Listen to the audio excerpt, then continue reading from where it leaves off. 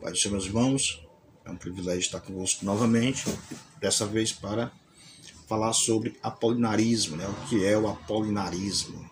Apolinário, que foi bispo de Laodiceia. O que ele negava, né, o Apolinário? Apolinário, ele pregava ou negava a integridade humana de Jesus, isso é, o Logos no lugar do pneuma.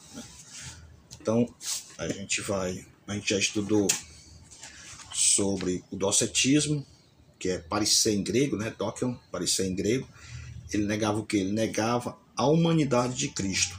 O arianismo, que foi fundado pelo presbituário de Alexandria, ele negava a integridade divina de Cristo. E agora, Apolinário, que era bispo de Laodiceia, ele negava a integridade humana de Jesus, isso é, o Logos no lugar do pneu.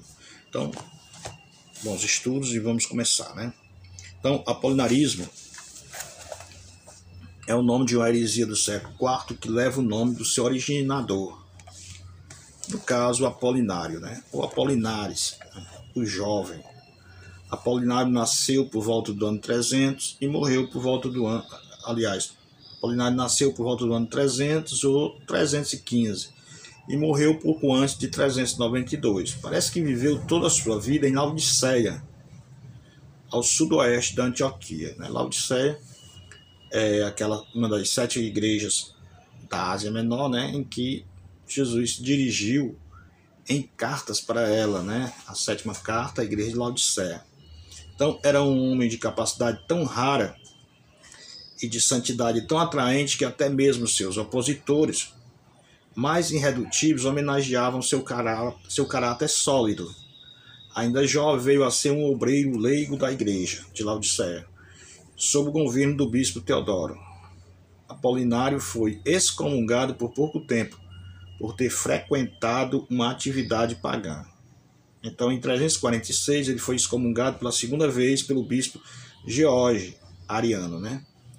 Esse George, ele era ariano, aí então foi e excomungou o nosso amigo Apolinário. Apesar disso, a congregação nicena de Laodiceia elegeu o bispo cerca de 361, né? Nicena porque seguia o concílio de Nicéia, né? Era o que nós chamamos de ortodoxos, né? Porque, como vocês sabem, vocês já ouviram, na igreja primitiva existia várias heresias, né? Entre elas o cristianismo não ficou unido, né, em torno de um só bispo, de uma só igreja. Por isso que ele fala da igreja de Nicena, que seguiu o credo de Nicena, porque tinha já os macionitas, né, que seguia a heresia de Marcion, existia os arianos, né, que seguia a heresia de Ário, né. Então eles achavam que estava certo e defendiam o seu pensamento, as suas mensagens até o final, né. Eles morriam pelo que pregavam, né. Tanto é que no macionismo tinha seus mártires, né. Então, por isso que que ele fala sobre a igreja de Laodiceia, a igreja que seguia a igreja nicena de Laodiceia. Ela elegeu o bispo, né? Apolinário se tornou bispo em 361. As evidências sugerem que Apolinário dedicava mais tempo ao ensino e à escrita na cidade próxima de Antioquia do que à administração eclesiástica. Como mestre reverenciado, era amigo de Atanásio, construtor de Basílio Magno, por correspondência, e teve entre seus alunos Jerônimo em 373 ou 374. Então, o camarada era de uma mente brilhante, né? Era um intelectual. Você vê que esse Basílio Magno foi um dos pais da igreja, né? Podemos dizer assim, que era um defensor da igreja. Atanásio nem se fala, né? O Atanásio de Alexandria foi aquele que deu combate ao herege Ário, né? E Jerônimo é o tradutor da Vulgata. Então, eram pessoas que estavam no ciclo de amizade de Apolinário. Então, Apolinário era uma pessoa de uma mente muito brilhante. O apolinarismo parece ter emergido paulatinamente como fio independente do cristianismo, à medida de seus opositores conseguiam fazer com que eles fosse o conhecido, né, que ele fosse conhecido. No Sínodo de Alexandria, em 362, condenou o ensino, mas não o ensinador. Basílio Magno persuadiu o Papa Damaso I a censurá-lo, né? Cerca de 376 e em 367. Apolinário e o apolinarismo foram igualmente condenados por um sínodo de Roma. O Concílio Geral de Constantinopla, em 381, considerou anátemas Apolinário e sua doutrina. O imperador Teodósio I passou então a promulgar uma série de decretos contra o apolinarismo em 383 e 384 e 388. A gente vê que, primeiramente, o homem era tão respeitado que no primeiro sínodo que houve, né, em Alexandria, eles condenaram só o ensinamento, mas não condenaram o ensinador, que era Apolinário, né? Eles disseram, não, o ensinamento dele é ruim, o que ele ensina leva para o inferno, mas, no entanto, ele é um cara legal, né? Vamos só deixar de ouvir, prestar atenção nos ensinos dele, pronto, está resolvido. Só que depois eles continuaram escrevendo, continuaram fazendo obras, continuaram promulgando, né, ou fazendo conhecida, né, proclamando suas doutrinas hereges, né? Aí daí foi preciso que a igreja se reunisse juntamente com os bispos, né, a chegar ao ponto de excomungar, né, excluir tanto Apolinário como o apolinarismo, né, a doutrina do Apolinário. Então, se o escrito era ruim, partiu de quem? De uma mente ruim, né? Então, nem sempre a intelectualidade vai cooperar com a fé, né? Vai cooperar com os ensinamentos da Bíblia, né? A Bíblia, ela deve ser ensinada através da fé, principalmente, né?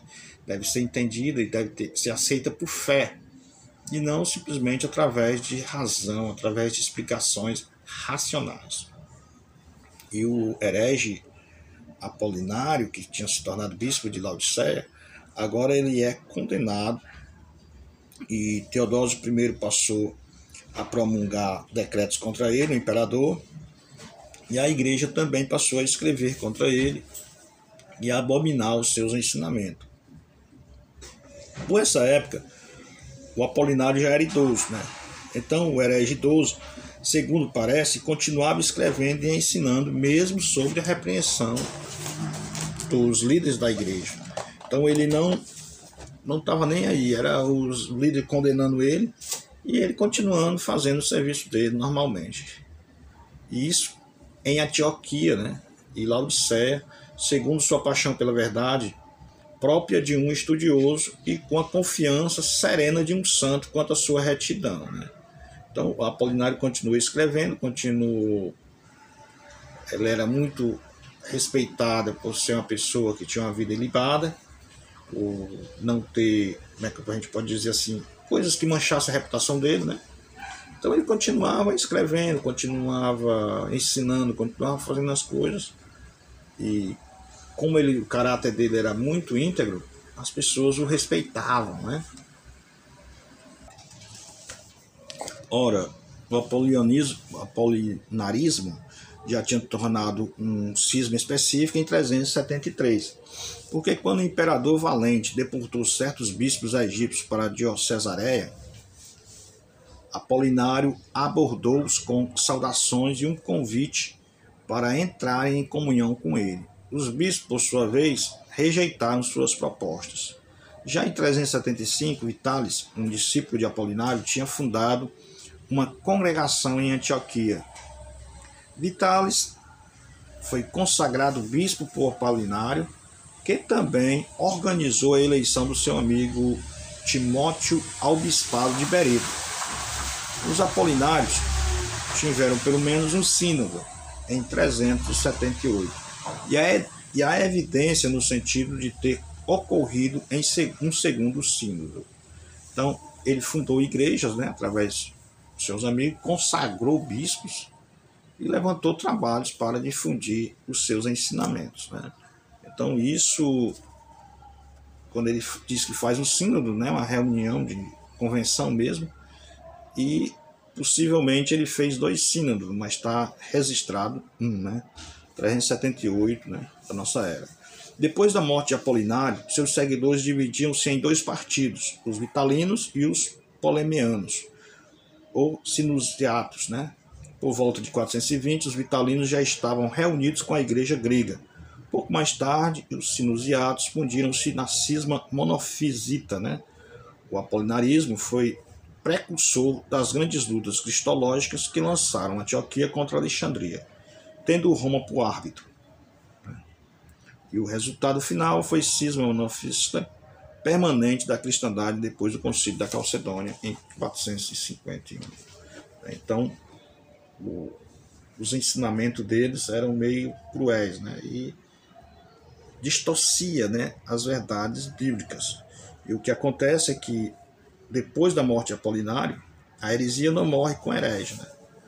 Foi mais propagada ainda, a ponto de colocar 2 bispados, né, ou 2 patriarcados, que eram muito importantes, que era o patriarcado de Antioquia contra o de Alexandria, a igreja de Alexandria contra a igreja de Antioquia, que eram 2 centros teológicos de suma importância naquela época, né? Então colocou um contra o outro, e o árbitro foi, quem ia decidir entre os dois, entre as 2 cidades, era Roma, né? E em 451 foi dividida totalmente, né, as igrejas de Antioquia e da Alexandria não tiveram mais comunhão, né? Monofisia, né? Os monofistas, né? Então, muitas vezes, um mal começa bem pequenininho, né? E quando você dá o remédio certo, ele para por ali. Mas quando você dá o remédio errado, ou você não dá remédio nenhum, se você não der remédio nenhum, o mal se alastra. Se der o remédio errado, pode também causar a morte do paciente, né? Então tem que ter muito cuidado, né, e dar a dosagem certa, no momento certo, para a pessoa certa, né? Mas a gente já viu que o Apolinário era bispo de Laodiceia, a gente já viu também que ele era do 4º século, a gente já viu também que Apolinário ele tinha uma conduta ilibada, mas agora a gente vai estudar sobre o que era a doutrina, o que é que Apolinário ensinava mesmo, né? Então, agora a gente vai chegar à parte doutrinária. Se você não achar incômodo, né, deixa um like aí para nós, deixa algum comentário, a gente agradece. Então, o que Apolinário ensinava, né, na igreja da sua época? O desvio central do apolinarismo, da ortodoxia posterior da Calcedônia, começou na tricotomia platônica, né? O homem era visto como corpo-alma, sensível e alma racional. Apolinário achava que, se a natureza humana de Cristo não foi diminuída de alguma maneira, então um dualismo seria o resultado. Além disso, se alguém ensinava que Cristo era um homem completo, logo Jesus tinha uma alma racional humana e que residia em que residia o livre-arbítrio. Havia pecado, né? Segue-se, portanto, que o Logos, Cristo, assumiu somente um corpo e a alma sensível que era estreitamente vinculada a este. O próprio Logos, ou Verbo, tomou o lugar da alma racional, ou espírito, ou nous, na mente, na humanidade de Jesus. Desta maneira, podemos falar da única e exclusiva natureza encarnada do Verbo de Deus. Esta doutrina foi desenvolvida por Apolinário na sua demonstração da encarnação divina, escrita em 376 como resposta à confederação papal inicial, né? Logo, o que ele dizia? Se Cristo era um homem completo, logo ele também tinha pecado, né? Aí ele faz um malabarismo para dizer que a natureza, que divide a alma em 2, uma racional e a outra sentimental, mais para o lado sentimental, e diz que Jesus não era bem, né? Então, no caso, o Logos, né, esse sentimento, ele toma o lugar da pneuma, né? E isso não agradou a igreja, confundindo os irmãos. Então Apolinário foi um escritor prolífico, mas depois da sua excomunhão em 381, suas obras foram assiduamente procuradas para serem queimadas. Assim, o apolinarismo deixou para a literatura, a não ser as citações nas obras dos críticos, né? O princípio geral segundo o qual o apolinarismo foi condenado, a percepção que havia no Oriente de que aquilo que Cristo não tomou sobre si não é curado. Se o Logos não assumiu a alma racional do homem Jesus, logo a morte de Jesus não podia curar nem redimir as almas racionais dos homens. E enquanto a igreja debatia com esta percepção, rejeitava o apolinarismo e avançava em direção à definição de Calcedônia, que repreendeu e corrigiu tanto Antioquia como Alexandria nos extremos. Ele mesmo é perfeito tanto na divindade quanto na humanidade. Ele mesmo também é realmente Deus e realmente homem, com alma e com corpo, né? Então, o sínodo de Alexandria, aliás, o sínodo da Calcedônia, ele corrigiu os exageros, tanto de Antioquia como de Alexandria. Porque se um negava que o Cristo fosse totalmente humano, outro negava que o Cristo fosse totalmente divino. Então, na Calcedônia, os bispos da igreja chegaram ao acordo em dizer que Jesus era totalmente humano e totalmente divino. E nesse negócio, o apolinarismo, que pregava que se Jesus fosse totalmente humano, ele tinha pecado também, foi atropelado, né? Foi passado o rolo por cima do apolinarismo, né? Dos ensinos do herege Apolinário. Então, Apolinário, ele opunha-se tanto à noção ariana do trinidário, da mutabilidade do Logos, como a noção completa da união das naturezas, divina e humana, em Jesus Cristo. Apolinário afirmava que na encarnação, o Logos, Cristo, tornou-se carne, tomando o lugar da alma humana racional na pessoa de Jesus Cristo. Em outras palavras, ele negava que Cristo Jesus tivesse espírito humano, ensinando que o ser espiritual, Logos, manipulava um corpo humano. Isso negava a humanidade essencial de Jesus Cristo. Então,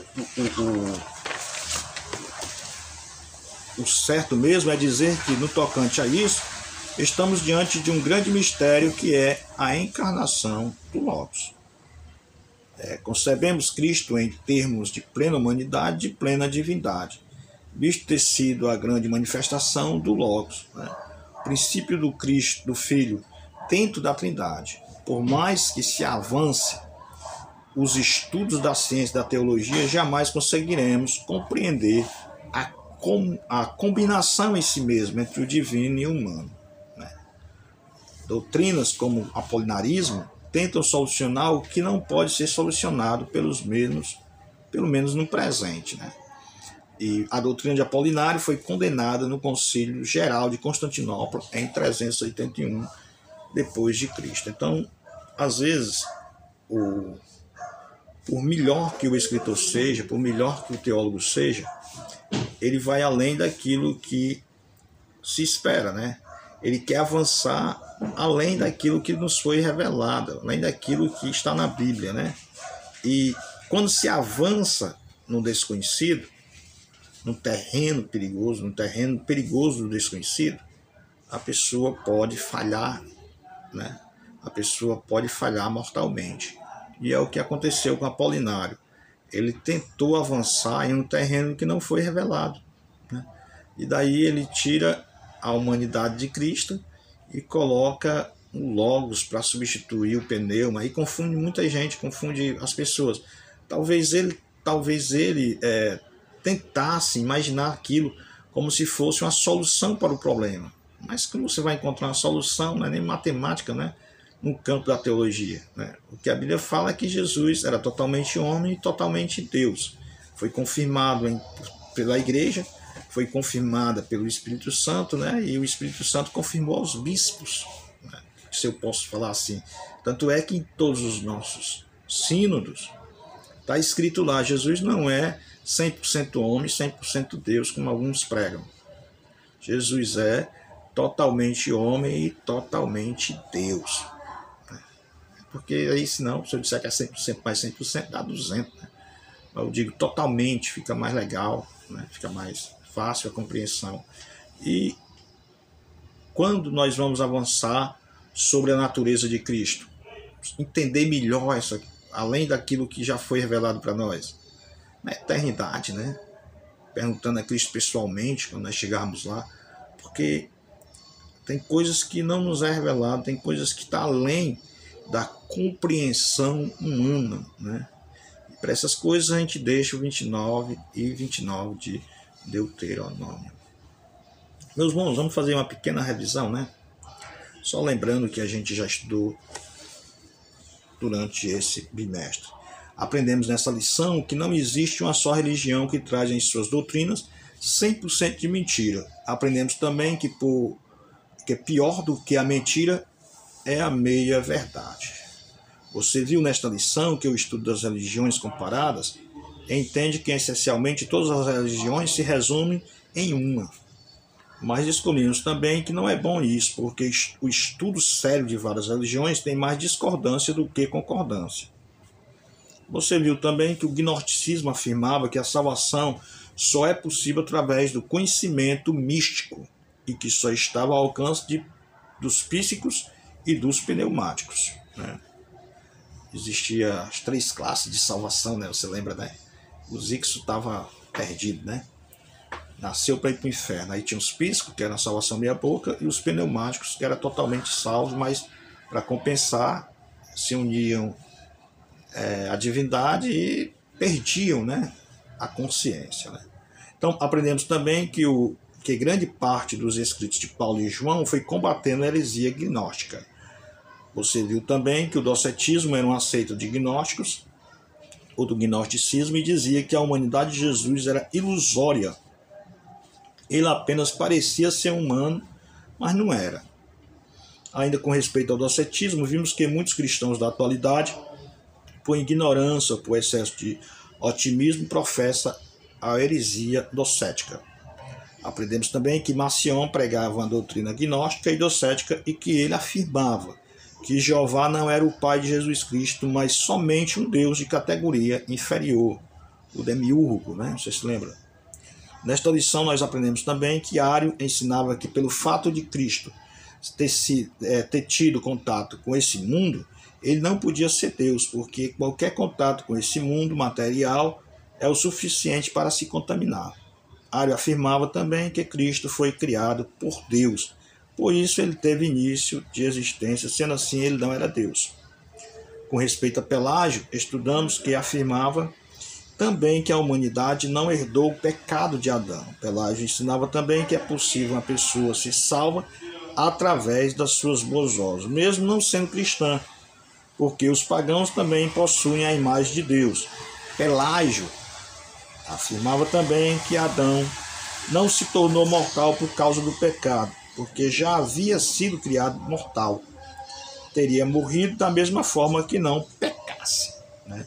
O apolinarismo, aprendemos que o apolinário ensinava que Jesus não tinha alma humana, mas que o Logos divino se encarnar, ao se encarnar, substituiu o lugar da alma humana na pessoa de Jesus Cristo. Sendo assim, Jesus tinha uma só natureza e não duas, a humana e a divina, porque isso seria uma dualidade. Apolinário falava isso. Então, meus irmãos, é isso, né? E você vê que as boas intenções, o estudo da palavra de Deus, muitas vezes o camarada quer avançar em um terreno perigoso e termina causando mais mal do que bem, né? Causando uma coisa ruim para a igreja, né? Então, a gente tem heresias que a gente não falou porque não deu tempo, né? Mas a suma das heresias são essas, né? Mas se a gente for falar de outras heresias, a gente for falar uma das mais importantes heresias, a gente podia dizer sobre a heresia dos ebionitas, né? Ebionitas é pobre no hebraico. E o que os ebionitas faziam ou pregavam? Eles negavam a natureza divina de Cristo. O docetismo, docio, parecer em grego, ele negava a humanidade de Cristo. O arianismo, do presbituário de Alexandria, o presbituário de Alexandria, ele negava a integridade divina de Cristo. O apolinarismo, que foi o que a gente acabou de estudar, bispo Apolinário de Laodiceia, ele negava a integridade humana de Jesus. Ele dizia que o Logos no lugar do pneuma, né? Então o Logos tomou o lugar do pneuma. Jesus não era 100% homem. Aliás, Jesus não era totalmente homem e totalmente espírito. Aliás, totalmente Deus. Então ele negava essa parte, né? Ele negava, porque dizia que se Jesus fosse totalmente homem, totalmente Deus, isso seria um dualismo.